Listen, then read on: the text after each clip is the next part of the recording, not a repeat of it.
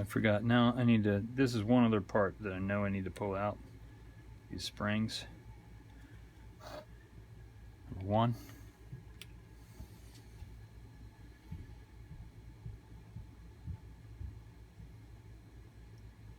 I feel more comfortable with my fingers than with a set of tweezers.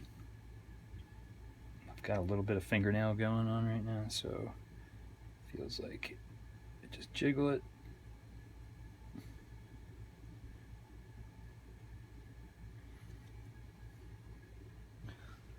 So 1, 2, 3.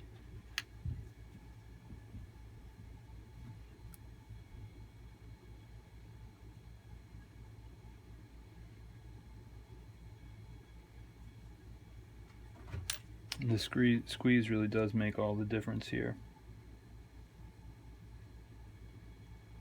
Comes out much easier if you're squeezing the whole thing in.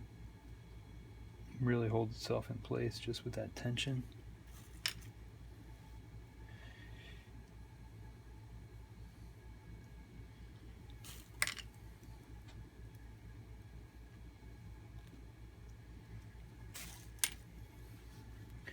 All right, I think that's it.